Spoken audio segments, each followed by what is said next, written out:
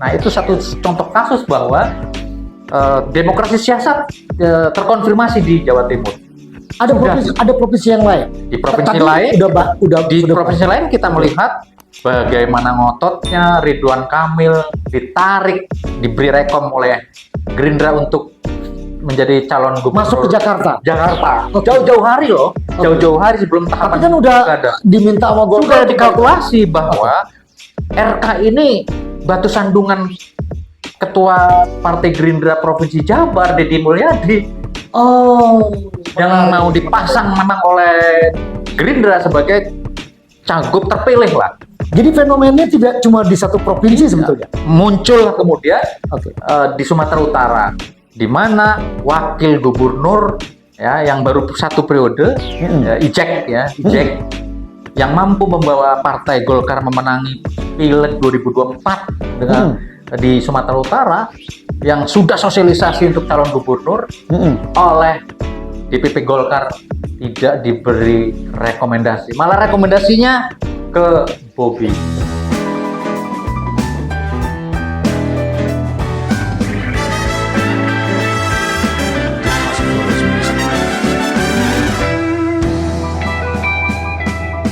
Assalamualaikum warahmatullahi wabarakatuh. Jumpa lagi teman-teman semua bersama kami dari Election and Democracy Studies dalam program Ngode, Ngobrolin Demokrasi. Habis ngode, pasti berisi. Teman-teman semua, pada kesempatan kali ini saya kedatangan seorang tamu, sahabat lama saya. Ini senior, termasuk salah satu guru saya dalam perbincangan dan perdebatan maupun menambah pengetahuan tentang dinamika politik. Saya sih biasa menyebut beliau ketua. Sampai hari ini saya selalu manggil beliau ini ketua. Selamat datang Kang Saiful Bahri. Wah. Oke, terima kasih. Ada yang manggilnya Bang Ipul, Kang Ipul, tapi kalau saya sama beliau panggilnya ketua. Tidak pernah jadi anggota, ketua terus. Siap, terima kasih abangku, kandidat doktor yang smart dan inspiratif. Kang Saiful ini dulu malang melintang jadi penyelenggara pemilu mulai dari level kabupaten sampai dengan level provinsi, dan sekarang kembali ke habitatnya di lingkungan kampus, mengajar berbagai mata ajar dan berinteraksi lagi dengan dunia akademis. Dan hari ini saya ingin mengajak beliau untuk mendiskusikan tentang persoalan pemilu 2024. Teman-teman semua, saya mulai dari pertanyaan pertama. Nah, Siap, Bang. apa sih bedanya nih pemilu serentak, pemilihan kepala daerah terutama ya, karena kan udah sekarang masanya pemilihan kepala daerah serentak 2024 dengan pemilu-pemilu sebelumnya, selain cuma soal waktunya. Karena saya begini, Ketua, ini ada fenomena menarik sebetulnya ya. Di dinamika persiapan menjelang pemilihan kepala daerah 2024 ini, terutama yang berkaitan dengan konfigurasi dan pengelompokan partai politik yang mengusung kandidat. Nah, dalam pengamatan Ketua bagaimana nih fenomena pemilu 2024 serentak ini dengan konfigurasi dan relasi berpasangan dan tidak berpasangannya calon-calon kepala daerah. Gimana Ketua? Baik, abangku. Pilkada atau pemilu kada 2024 memang adalah babak baru dalam sejarah pesta demokrasi. Betul. Daerah di mana baru dalam sejarah ketatanegaraan kita, pemilu kada atau pilkada serentak itu dilaksanakan di 2024 dalam pengertian keserentakannya betul-betul nasional. Keserentakannya tidak hanya sekedar pemilihan gubernur dengan bupati wali kota di satu daerah, karena 5 tahun yang lalu, Bangku, di Kalimantan Selatan contohnya, sebenarnya sudah miniatur pilkada serentak dilakukan, di mana pilgub dan pemilihan beberapa bupati wali kotanya dilakukan serentak, Oh, tapi itu regional baru pada pada satu wilayah. Oke. Begitu pula 5 tahun yang lalu, bahkan lebih dari 5 tahun yang lalu, Lampung itu salah satu contoh baik untuk pemilu atau pilkada serentak yang levelnya ya masih regional ya, karena pemilihan gubernur Lampung dan pemilian bupati wali kota di Lampung dilakukan secara serentak. Oke. Nah, dalam kurun waktu yang sama, tetapi hanya berlaku di provinsi Satu titik-titik tertentu lah. Nah, baru dalam uh, tahun 2024, keserentakan pilkada dalam pengertian seluruh negara kesatuan Republik Indonesia, provinsi untuk gubernur, bupati, wali kota, untuk pilkada kabupaten dan kota itu sekali lagi dalam waktu yang sama, dalam hari yang sama, dalam pelaksanaan di seluruh negara kesatuan Republik Indonesia, baik itu level provinsi, kabupaten, kota. Jadi boleh kita bisa bilang pemilihan kepala daerah serentak di tahun 2024 ini adalah pemilihan kepala daerah dengan jumlah kepala daerah pemilihan yang begitu banyak dan mungkin terbanyak di dunia mungkin. Dan itu terbanyak di dunia. Terbanyak di dunia. Yeah. Dan ini menjadi satu apa ya model mungkin ya. Yeah, model bagaimana sebuah negara demokratis menjalankan pemilihan secara serentak pada waktu yang bersamaan, sehingga gegap gempitanya juga luar biasa. Walaupun kita seperti yang ketua bilang tadi, itu sudah ada juga contoh-contoh kecil gitu ya di beberapa provinsi sebelumnya. Nah, maksud saya begini ketua, kalau kita kaitkan dengan itu, apakah keserentakan pemilihan ini berelasi juga dengan keserentakan pengelompokan politiknya? Kan kita tahu nih, berdasarkan norma kepemiluan, pasangan kandidat calon kepala daerah itu diusung oleh partai politik atau gabungan partai politik. Nah, ya betul. Kan begitu. Betul. Nah, maksud saya apakah keserentakan ini juga mengkonfirmasi keserentakan pengelompokan politiknya? Atau bagaimana ketua dalam pengamatan ketua? Ya, dalam analisis saya pilkada 2024 ini adalah pilkada terunik sekaligus kontradiktif. Uniknya gimana ketua? Ini unik dan kontradiktif karena elit-elit politik nasional efek dari koalisi pencapresan, efek dari gabungan koalisi dalam rangka calon presiden wakil presiden membentuk koalisi parpol yang kita sebut dengan koalisi Indonesia Maju lah. Oh ya, dalam pilpres kemarin. Dalam pilpres kemarin yang memenangi pilpres. Koalisi Indonesia Maju yang memenangi pilpres kemudian melanjutkan koalisinya dalam menghadapi pilkada serentak ini dengan tetap membawa koalisi Indonesia Maju. Oh, jadi kalau misalnya kita anggap pengelompokan politik atau gabungan partai politik pada saat pemilihan presiden ini turun, dilanjutkan. Nah, apa semuanya begitu ketua? Nah, ini uniknya. Uniknya seluruh elit ya atau ketua parpol yang masuk dalam koalisi Indonesia Maju, semua uniknya itu statementnya sama. Koalisi Indonesia Maju itu solid. Koalisi Indonesia Maju itu tidak pernah pecah. Tidak pernah pecah. Nah, padahal faktanya kontradiktif. Kontradiktifnya gimana? Kontradiktifnya karena ya kita contohkan saja lah. Kenapa unik lagi tadi?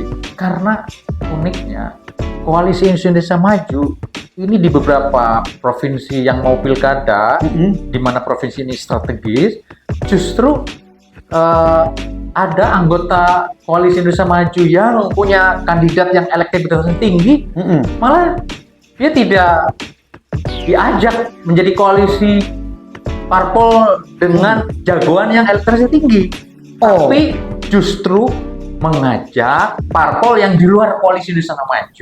Contohnya di mana contohnya? Di provinsi apa misalnya gitu ketua? Baik, ya sebenarnya tidak jauh dari di mana kita tinggal ini provinsi Banten. Di Banten. Nah, di Banten itu gimana kali Banten ini ketua? Hasil survei jauh-jauh hari. Menempatkan Airin dari kader Golkar. Partai Golkar. Dari Partai Golkar itu elektabilitas sangat tinggi. idealnya kalau koalisi Indonesia Maju ini betul-betul solid Dan dulu pimpinan koalisi Indonesia bahkan Maju ya? ini adalah eh, ketua koalisi Indonesia Maju Ah, untuk memenangkan capres capres Prabowo Gibran. oke, Nah, oke. tetapi yang unik, Heeh, yang unik justru akhirnya mendeklarasikan heeh, pasangan eh, calon gubernurnya heeh. justru dengan Gerindra PKS. Ya. Oh, enggak. Jadi saya coba ini, Jadi coba. artinya PKS ini kan bukan koalisi Indonesia Maju.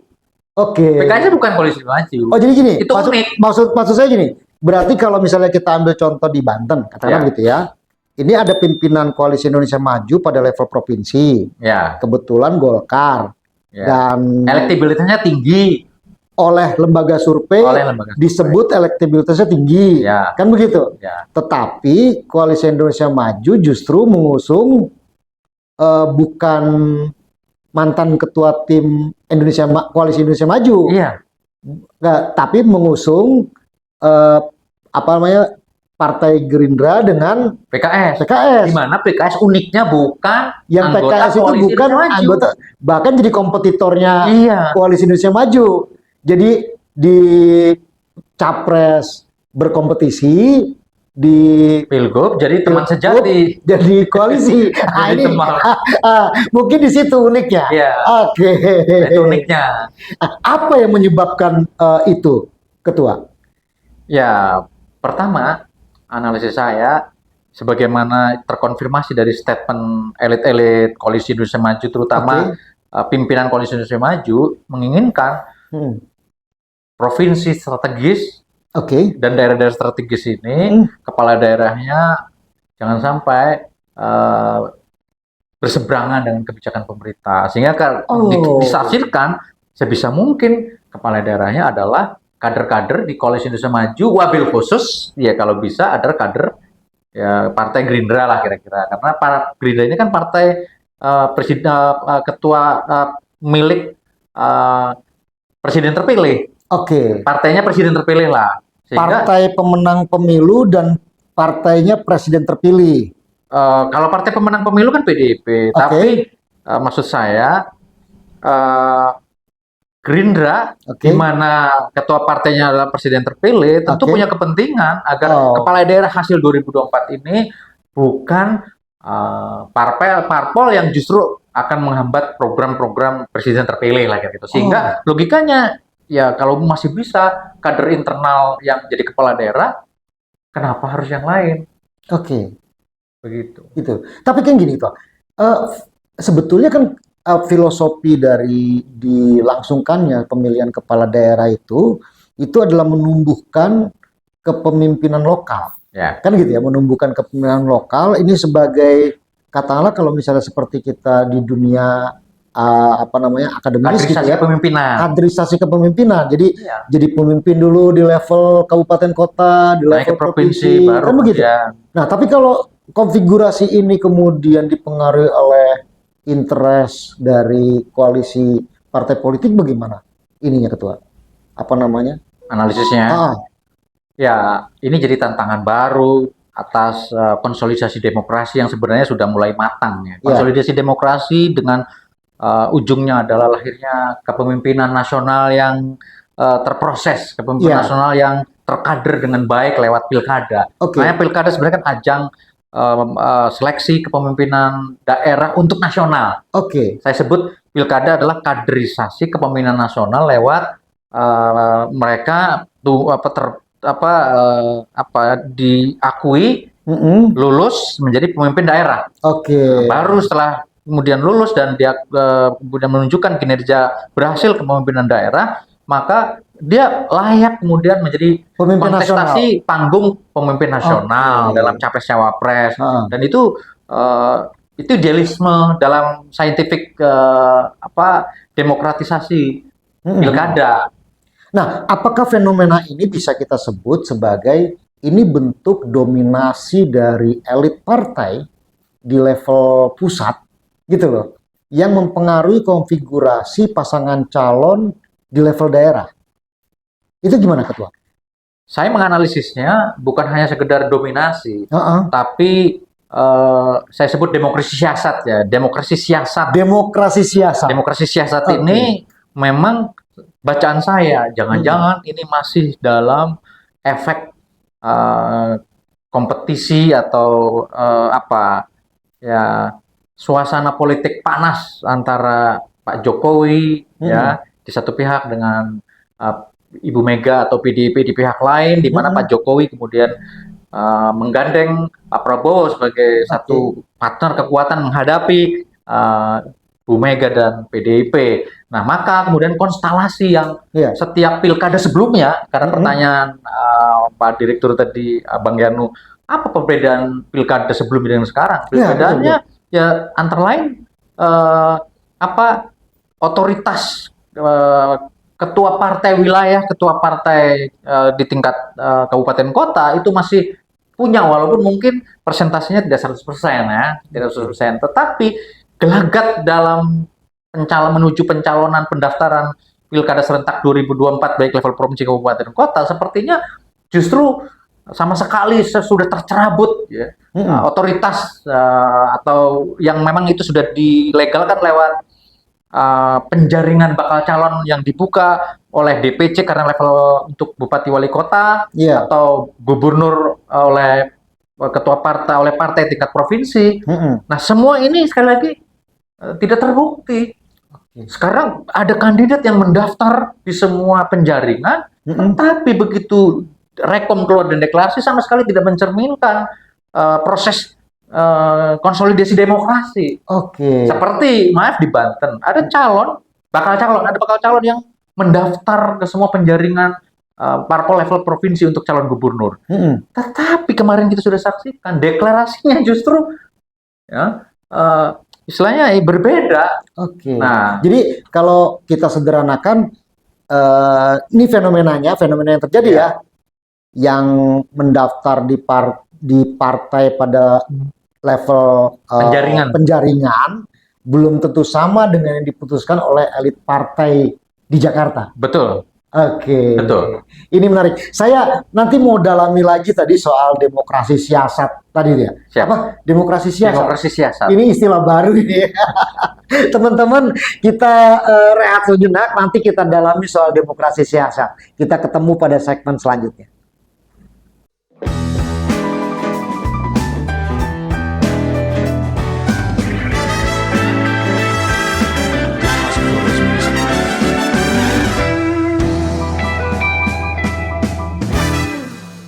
Jumpa lagi teman-teman semua, masih dalam program Ngode, ngobrolin demokrasi, habis ngode pasti berisi.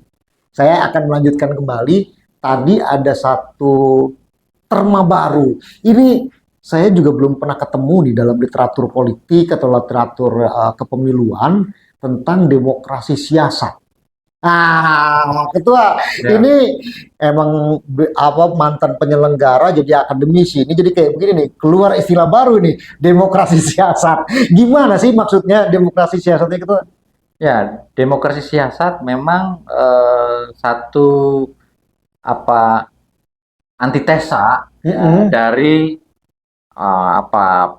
dalam tanda petik perseteruan Pak Jokowi dengan Ibu Mega dan PDIP yang kemudian Pak Jokowi mampu menarik kekuatan baru Prabowo ya, dan juga partai-partai koalisi mendukung Prabowo Gibran dengan koalisi Indonesia Maju itu.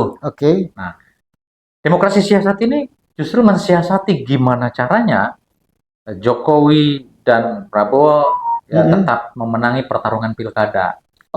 Sebagai bagian dari target kedua. Setelah target pertama menangi pilpres, target kedua adalah menangi pilkada. Jadi basis teorinya ini berangkat dari fenomena bahwa kemarin ada gabungan kekuatan politik dari presiden, kemudian juga partai pemenang pilpres, kan begitu. Kemudian juga dengan beberapa elit partai politik yang itu kemudian turun sebagai langkah kedua menguasai secara politik seluruh kelembagaan pemerintahan daerah melalui mekanisme pemilihan kepala daerah serentak. Begitu? Iya, Kalau kita Betul. coba Yang rumuskan gitu ya. disiasati dengan membangun koalisi yang diperluas. Tapi spesifik, diperluas spesifik itu ya tadi diperluasnya dengan mengambil PKS. Oke. Tapi spesifik. Spesifik artinya Tidak di semua daerah. tidak semua daerah. Oke. Spesifiknya juga yang memang partai yang diambil ini adalah partai-partai yang akan menjamin setidaknya memastikan kemenangan pertarungan pilkada di semua daerah yang disiasati untuk dilakukan sebagai bagian dari bagaimana kemudian partai yang selama ini dipandang berhadapan-hadapan terus dengan Pak Jokowi adalah kan PDIP.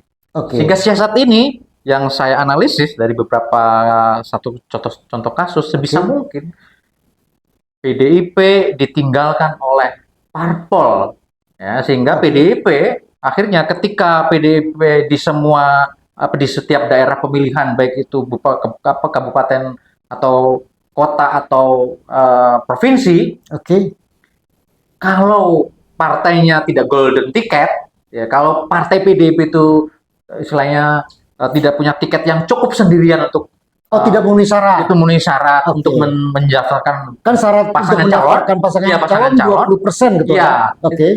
Maka PDIP kemudian akan ditinggalkan dan PDIP ya tidak memungkinkan mendapatkan kawan koalisi karena persyaratannya kalau parpol itu tidak memungkinkan mengusung cukup untuk kursi atau jumlah suara, maka kan harus gabungan parpol. Nah, ketika kebutuhan untuk gabungan parpol disiasati agar dia tidak punya kawan untuk bergabung. Sehingga apa? Sehingga kalah sebelum bertanding ketua. Ini menarik ini apa namanya? Ini analisanya ya mohon maaf kalau saya menyebutnya agak sedikit ekstrim gitu ya. Tapi agak relevan juga nih kalau kita melihat dari beberapa kacamata ya. Beberapa peristiwa yang terjadi di beberapa daerah. Tadi partai tertentu karena tidak cukup syarat untuk mencalonkan sendiri, tetapi tidak punya teman untuk berkoalisi, sehingga tidak memenuhi syarat untuk pencalonan. Sehingga partai ini tidak bisa ikut berkompetisi atau dalam bahasa yang lain, tidak berpotensi memimpin pemerintahan di kabupaten kota. Betul, karena menjadi calon pun tidak mustahil. Karena menjadi bakal pasangan calon sekalipun mustahil. Iya kan? Karena persyaratan mendaftarnya adalah parpol ya yang memenuhi kursi 20%. Tapi ini perlu diuji lebih lanjut ini ketua. Apa namanya apa ya? Ini kan satu pandangan yang berangkat dari fenomena-fenomena di beberapa daerah. Kan begitu ya? Sehingga ketua tadi menyebutnya sebagai demokrasi siasat. Berarti demokrasi siasat ini mensiasati katakanlah partai atau gabungan partai yang kemarin berkompetisi dalam pilpres yang tidak menang supaya tidak bisa mengikuti atau tidak cukup syarat untuk maju dalam pemilihan kepala daerah. Ataupun kalau cukup syarat, partai itu tidak punya potensi menang karena gabungan parpolnya minim. Karena gabungan parpolnya minim, kita duga secara kalkulasi begitu gabungan parpolnya ngepas gitu loh, ngepas, potensi kandidatnya juga standar, maka ya koalisi Indonesia Maju di semua pilkada itu menjadi koalisi gemuk yang super power loh secara potensi kemenangan gitu loh. Ini seperti orang yang sendirian di tepi pantai. Seperti itu. Bahkan lebih menyakitkan, lebih menyakitkannya lagi tadi. Tidak diduga partai yang ditinggalkan ini kira-kira kan malu kalau minta bergabung. Kalaupun minta bergabung, kalau jawabannya mohon maaf, ini sudah penuh seatnya. Tambah lagi tuh. Kalah. Maka ya ini yang coba dibangun siasat ini gitu loh. Agar tadi tetap walau bagaimanapun analisis saya Jokowi efek dalam menuju pendaftaran calon kepala daerah di semua tingkatan lewat koalisi gabungan parpol, ya ini sebisa mungkin tadi disiasati tercipta ya untuk menuju koalisi Indonesia Maju memenangi pilkada semua Oh, wilayah Indonesia. jadi kalau mau kita ambil satu kesimpulan gitu, ini adalah satu fenomena dari upaya koalisi Indonesia Maju memenangkan seluruh pertandingan atau kompetisi Iya, dalam pilkada serentak ini. Iya. Karena ini kan Dengan sejarah baru. dengan membuat beberapa partai atau lawan koalisi di dalam penyelenggaraan pilpres terdahulu itu tidak menang atau tidak cukup untuk menang. Tidak cukup untuk menang karena sekurang-kurangnya gabungan parpolnya kurang, gabungan kursi untuk Oke. mendaftarkan calonnya kurang. Ataupun kalau dia tiketnya golden ticket seperti di Sumatera Utara itu kan golden ticket. Kalaupun ditinggalkan dia sendirian bisa nyalon. Tapi setidaknya jadi dikeroyok. Oh, oke. Ini Karena dia partai sendirian yang mengajukan kandidat ini calon perspektifnya akademis betul ya. Iya. Artinya kita melihatnya dari sisi Contoh lagi nih, Ya, contoh oke. lagi Jawa Timur Oke. satu-satunya provinsi yang koalisi Indonesia Maju langsung tanda tangan kontrak paket itu Jawa Timur. Dipelopori oleh parpol presiden terpilih untuk langsung mendeklarasikan Hovifah dan wagubnya ya, yang langsung kemudian diikuti dengan partai besar selainnya Golkar. Yang akhirnya hari ini tinggal menyisakan PKB dan PDIP. Oke. Yang untuk berhadapan-hadapan dengan incumbent yang elektabilitasnya sangat tinggi. Nah, itu satu contoh kasus bahwa demokrasi siasat terkonfirmasi di Jawa Timur. Ada provinsi yang lain. Di provinsi Tapi lain, di sudah provinsi lain kita melihat bagaimana ngototnya Ridwan Kamil ditarik, diberi rekom oleh Gerindra untuk menjadi calon gubernur masuk ke Jakarta. Oke. Jauh-jauh hari loh. Jauh-jauh hari sebelum tahapan Tapi kan udah pilkada. diminta sama Golkar. Sudah dikalkulasi bahwa RK ini batu sandungan Ketua Partai Gerindra Provinsi Jabar, Deddy Mulyadi, yang mau dipasang memang oleh Gerindra sebagai cagup terpilih lah. Jadi fenomenanya tidak cuma di satu provinsi sebetulnya. Muncul kemudian Oke. di Sumatera Utara, di mana wakil gubernur ya yang baru satu periode, Ijek, yang mampu membawa Partai Golkar memenangi Pileg 2024 dengan di Sumatera Utara, yang sudah sosialisasi untuk calon gubernur oleh DPP Golkar tidak diberi rekomendasi, malah rekomendasinya ke Bobi dan semua parpol ke Bobi, tinggal menyisakan satu parpol PDIP yang dia punya golden ticket. Ini menarik sekali teman-teman semua. Ketiga ada satu lagi, Banten. Oke, Banten yang kita sudah kupas itu demokrasi siasat menurut saya terkonfirmasi juga di Banten. Di Banten, di mana Airin Golkar yang diduga sulit dilawan, ya, maka ya harus disiasati gimana caranya supaya menang sebelum bertanding, istilah saya. Maka analisis saya 1 bulan yang lalu saya bilang bisa jadi Airin ditinggalkan oleh parpol dan terbukti. Ini analisa sebulan yang lalu ya. Sebulan yang lalu. Iya, saya banyak membaca kutipan yang mengutip pernyataan ketua dari berbagai media massa. Ketua bilang ada potensi Airin ditinggalkan parpol. Padahal dia dulu ketua tim koalisi Indonesia Maju. Ketua tim Indonesia Maju yang punya jasa memenangkan capres. Agak berlawanan dengan tesis ketua tadi. Nah, maka itu yang saya sebut dengan kontradiktif. Unik dan kontradiktif. Makanya tagline saya menganalisis pilkada 2024 ini unik dan kontradiktif. Unik karena ada parpol di luar koalisi Indonesia Maju, dia di beberapa provinsi dia jadi pengantin. PKS jadi pengantin di Sumatera Barat. PKS jadi wakil jadi pengantin juga. Tuan B pengantin di Banten.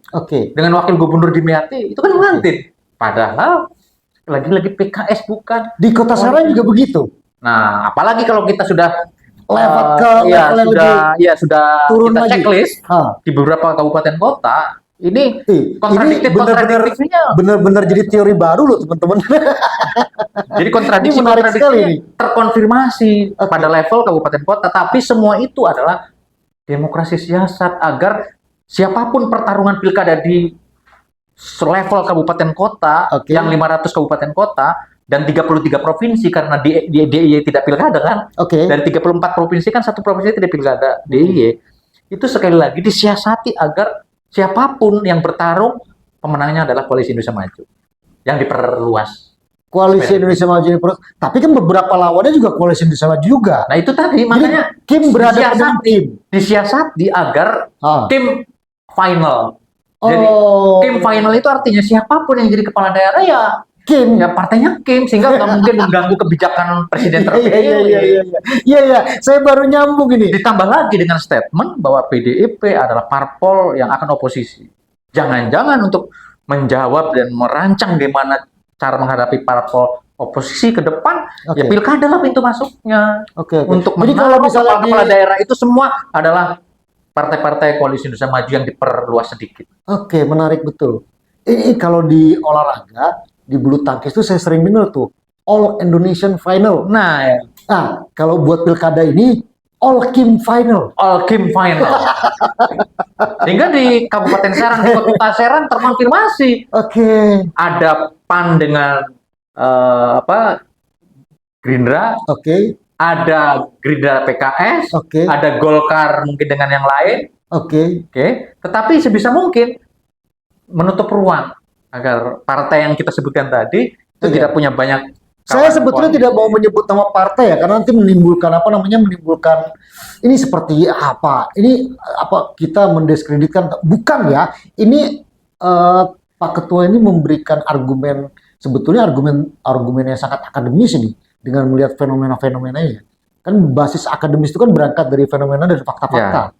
Dan fakta-fakta yang kita lihat memang secara objektif kita lihat bagaimana partai yang kemarin tidak mendapatkan kesempatan memenangkan Pilpres itu tidak punya tiket atau tidak besar peluang kemenangannya di pilkada 2024 ini di semua wilayah, baik itu kabupaten, kota, atau provinsi.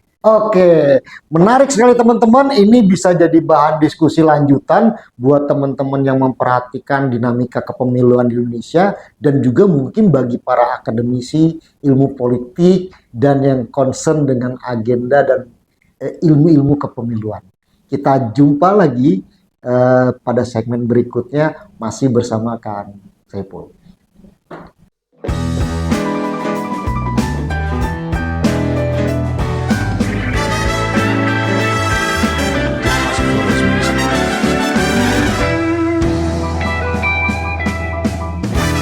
Jumpa lagi teman-teman semua, masih dalam program Ngode, ngobrolin demokrasi. Habis ngode, pasti berisi.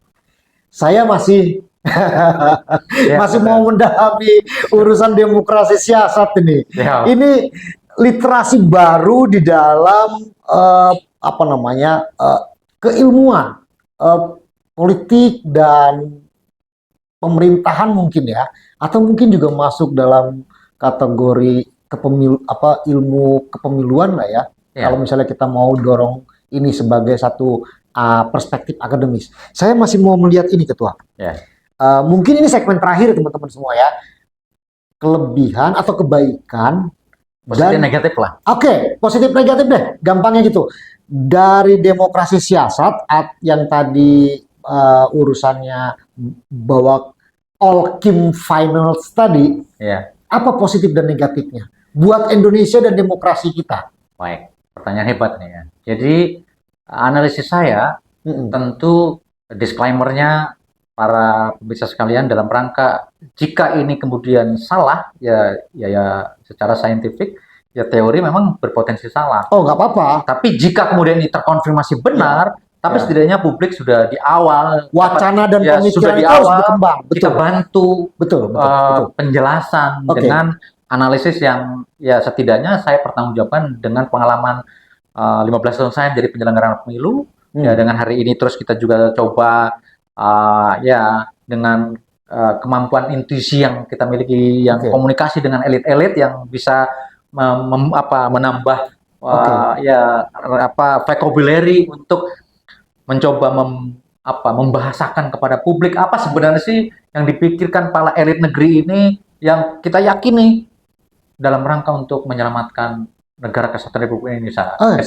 Jadi demokrasi siasat ini adalah tawaran solusi dari para elit negeri yang masih sayang dengan negeri ini. Kalau saya memaknai itu, bahwa kemudian dalam tampilannya sepertinya dalam tanda petik agak ini ya, agak horor atau agak kejam yang lain sebagainya. Ini kan juga politik ya. Politik ini kan sebenarnya bukan kejam. Politik kan sebenarnya bagaimana mengkalkulasi potensi menjadi suatu yang lebih positif. Ya, bahwa kemudian ada beberapa resiko dari orang yang kalah, yaitu politik. Nah, jadi saya menganalisis bahwa ada banyak juga nilai positif dari demokrasi siasat. Satu, tentu para elit negeri ini berpikir keras.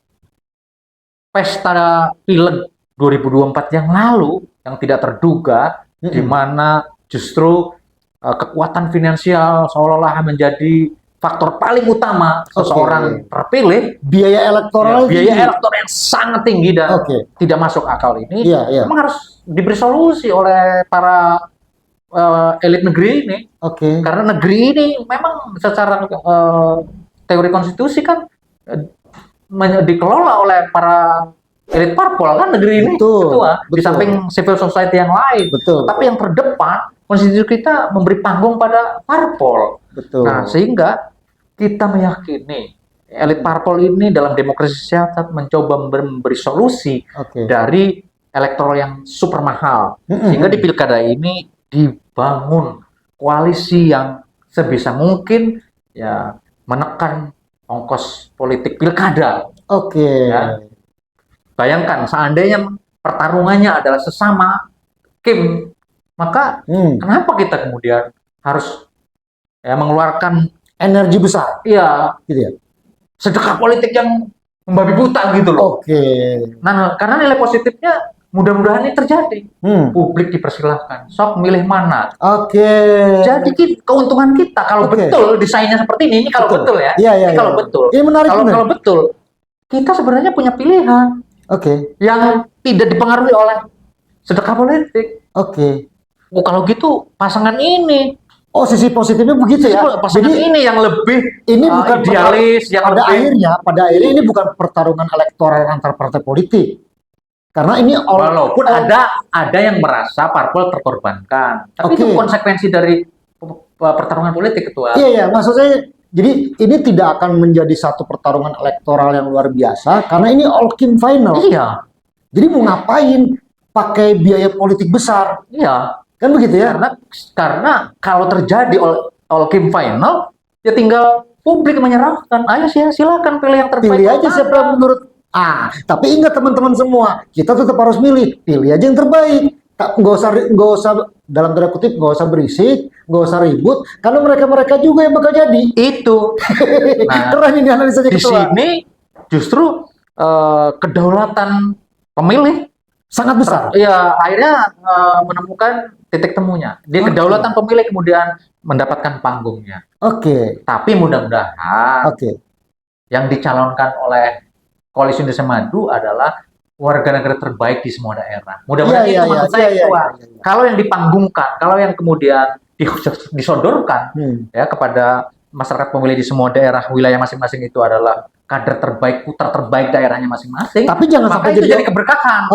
Sialnya, jangan-jangan kalkulasi mereka semata-mata hanya menekan ongkos politik yang rendah, mengabaikan kualitas demokrasinya, kualitas pemimpin yang akan memimpin atau malah daerah, jadi oligarkis, memimpin daerah. Contoh, ada beberapa bakal kandidat yang coba test case di masyarakat, kemudian belum apa-apa udah kena semprot kan? Masa satu kota yang paling strategis mau dipimpin oleh calon yang kayak gini? Nah, itu contoh. Nah, kalau ini mamanya benar-benar dibungkus dan terjadi, maka sekali lagi ternyata politik siasat ini ya hanya memang siasat untuk keuntungan elit saja, tapi bukan benar-benar memikirkan masa depan kita masyarakat dipimpin oleh oleh kepala daerah yang inovatif, kepala daerah yang solutif. Gimana mau solutif mau kreatif kalau kepala daerahnya tidak berkualitas? Paling nggak kalau misalnya ini benar apa yang dipikirkan oleh ketua tadi dalam perspektif pengamatannya kan gitu ya. Kita mendorong nih supaya ya all kim final tapi yang bagus lah yang dikasih kan begitu ya, supaya masyarakat milihnya milih yang terbaik kan gitu. Nah, itulah sebenarnya Gitu. masih ada jalan kritisisme kita. Iya. Daya tawar kita masih ada jalan. Lewat apa? Lewat survei. Maka Oke. kita memohon kepada teman-teman yang diberi amanat untuk mensurvei, untuk dengan metodologi yang betul-betul ya sesuai dengan Ya, sains, iya, betul-betul kode etik akademiknya ya mohon dipertanggungjawabkan di akhirat lah kira-kira gitu. Iya. Bukan hanya sekedar Iya. ya hal-hal lain gitu loh. Iya, iya, iya. Kalau ini bisa dilakukan, ini kan juga pintu masuk kita Iya, iya, iya. untuk mengkritisi bahwa test case pasangan ini kita tidak sukai, cari yang lain dong. Nah, Oke. mumpung masih ada kesempatan, ketua, kurang dari 1 bulan kan. Oke. 28 hari lagi loh penutupan pendaftaran bakal pasangan calon, baik itu gabungan parpol atau ada parpol yang golden ticket. Oke. Kita masih punya kesempatan 28 hari untuk mengkritisi. Jika lagi-lagi betul yang dikatakan semua elit parpol bahwa koalisi ini tetap mempertimbangkan survei, ya selagi mudah-mudahan lembaga surveinya tadi ya betul-betul membuat pertanyaan Iya. yang kredibel mendorong, ya. yang mendorong agar ya kita punya preferensi Oke. wakilnya adalah wakil yang berkualitas dan kredibel. Ketua, di penghujung obrolan kita pada kesempatan ini, kita kan tetap concern ya, bahwa pilkada ini berlangsung dengan baik, Betul. kemudian damai dan berkualitas. Itu kemudian tingkat partisipasi masyarakat juga baik kan gitu ya. Nah, tentu saja ini semua tidak akan terjadi kan gitu ya, kalau teman-teman elit partai kan gitu, terutama teman-teman elit partai politik yang di Jakarta nih, yang menentukan siapa pasangan calonnya, tidak menyodorkan calon-calon yang memang akan baik buat masyarakat di daerah. Atau saya punya analisis, ya jangan sampai pula demokrasi siasatnya mensiasati kalau memungkinkan di beberapa wilayah strategis itu dibikin lawannya kotak kosong, kenapa tidak? Nah, ini ya tentu kurang baik. Ya kita ya bahasa orang orang warung kopinya enak di lu nggak enak di rakyat, enak di lu kan? Iya. Karena melawan kotak kosong. Iya. Rakyat nggak ada punya pilihan karena calon pemimpin daerah kita bukan kita yang menentukan. Jadi ini kita sampaikan sama teman-teman elit Kim ya. Iya, gitu loh. Kita mohon kepada elit Kim, jangan apapun demokrasi siasat kita percaya semua demi kebaikan Indonesia, demi kebaikan negara kesatuan Republik Indonesia, betul. Demi masa depan masyarakat yang lebih sejahtera ke depan, dan demi konsolidasi pemerintahan baru yang kita yakini akan lebih baik lagi dari sebelumnya. Tetapi pilkada sebagai bagian dari kontestasi berikutnya, ini kan ya jangan juga gitu semata-mata siasatnya hanya untuk diantara mereka keuntungannya, sementara kami yang punya hak dan kedaulatan memilih hanya sekedar dimanfaatkan dan dipakai 5 tahunan untuk pilkada, ya dengan tidak memiliki keberdayaan untuk mengkritisi kandidat. Terima kasih Ketua, keren banget ini. Ini satu menurut saya obrolan yang sangat ini daging semua nih kalau menurut saya. Jadi satu wacana yang berangkat dari fenomena yang kita tangkap, yang kemudian kita kembalikan lagi wacana itu kepada sang pembuat rencana, supaya kita berharap penyelenggaraan pemilihan kepala daerah serentak di tahun 2024 ini menghasilkan pemimpin daerah yang berkualitas sebagai bagian dari proses menumbuhkan kepemimpinan nasional, sehingga kita nanti akan mendapatkan calon-calon pemimpin nasional yang berkualitas karena teruji sejak di bawah. Sejak level kabupaten kota, provinsi, sampai nanti pada tahun-tahun kepemiluan berikutnya 2029, 2034 kan begitu. Mudah-mudahan apa yang disampaikan oleh Pak Saiful Bari ini memberikan manfaat buat kita semua. Terima kasih Kang, saya dan teman-teman Election and Democracy Studies sangat gembira mendapatkan wacana baru, demokrasi siasat, dan Olkin final. Ya. Ini jadi apa namanya? Jadi kesimpulan yang nakal-nakal sedikit, tapi memang ya benar juga ya. Akhirnya Kim sama Kim ini kan begitu ya. Ya, mudah-mudahan ketua ada bukan yang kesepian. bukan siasat hanya untuk kepentingan sesaat di antara elit saja, sementara kami rakyat kemudian lagi-lagi selalu Tidak punya pilihan yang selalu terpinggirkan, Oh, selalu menjadi korban. Itulah kehadiran kita podcast hari ini, Oke. mewarnai dan bagian dari keinginan kita juga berkontribusi atas terbangunnya negara yang lebih baik lagi. Terima kasih Kang Saiful Bahri, sehat selalu, mudah-mudahan jangan bosan. Siap, Nanti siap, kita datang kemari lagi. Siap. Kita diskusi untuk tema-tema berikutnya. Tentu saja kalau dengan Kang Saiful, dengan ketua ini pasti di seputar isu pemilu dan demokrasi. Sampai jumpa dalam program mode berikutnya. Habis mode pasti berisi. Assalamualaikum warahmatullahi wabarakatuh. Terima kasih ketua. Terima kasih, sama-sama.